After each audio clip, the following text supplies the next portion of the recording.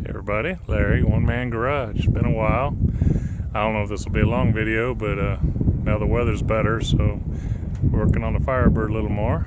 So come along and hang out. Got the wheels back on. I had them off for a while when I did the rear end and got all the brake stuff on. I showed you that. I got a partial bleed done. I did the rear Bendix brakes like a week ago, and you already saw. Got all this stuff on and just did a little bit of suction bleeding at the wheels. Got a little bit of fluid through, but we'll just worry about a final bleed. The brake pedal's hooked up. I got this tarp because the windshield's out because that dash panel needs repair. Changed out the power steering. It actually used an early pump, but the later brackets and the lineup's looking good on it. The motor mounts were sitting low on the car, and the clutch fan I put on was rubbing the shroud on the bottom, but I shimmed the motor mount with some thick washers, picked it up just a bit, and so that's fine now. So we still need to redo some fuel lines and a few wires, and we want to get the transmission stuff buttoned up before we fire the engine. It's been sitting up quite a while. A while back, got the Turbo 400 in. That was rebuilt. Haven't hooked up, the accessories, shifter, dipstick, none of that.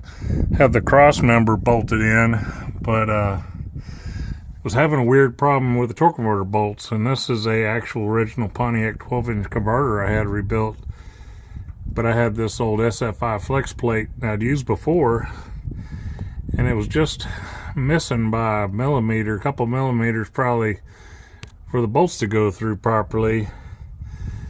And then I was thinking, well, I used this flex plate a long time ago, but maybe it was on a Chevy style converter that had, the bolt and nut just poking through on the bracket, so it would have gave me a little bit of room to come in through it at an angle or use a smaller bolt or whatever. So I just used my little burr bit grinder. Was able to wallow these holes a little bit. Got some new grade 8 hardware.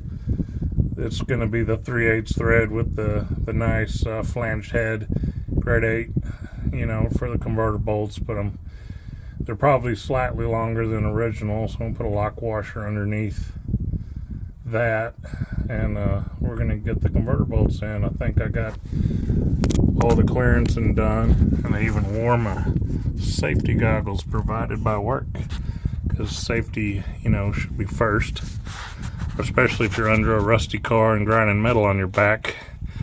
I mean, there's you could be lazy, but don't be stupid.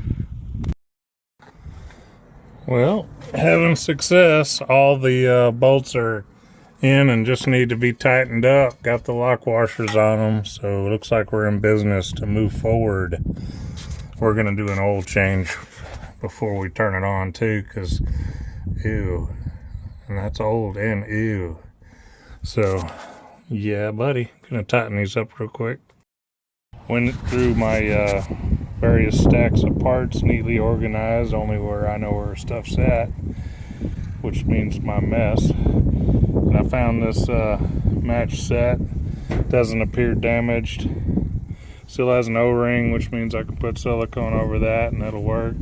Seems clean on the inside and rusty on the outside, so good patina. And I don't know if I showed the power steering hoses.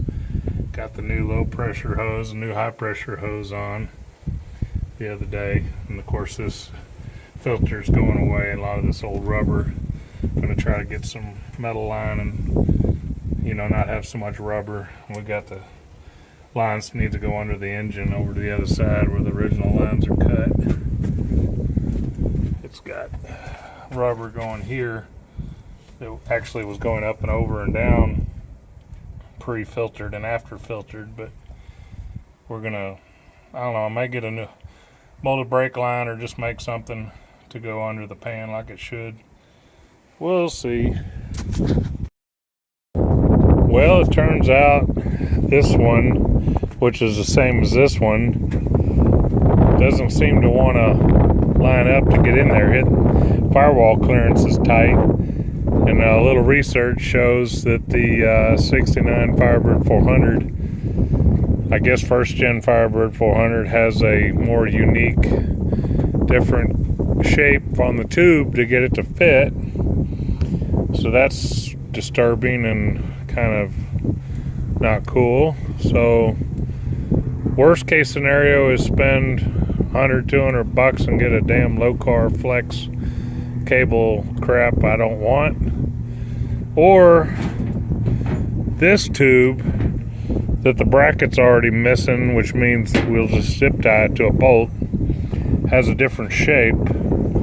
So maybe this tube will fit and I can just zip tie it to a bolt to anchor it with a silicone O-ring.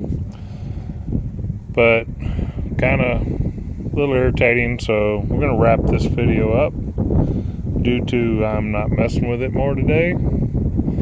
And we'll try to see if this tube will drop in. If that's the case, we're good. We can just, we'll make it work. But didn't really want to have to spend money on a damn dipstick. Alrighty, folks. Take it easy. Subscribe if you haven't. Appreciate you.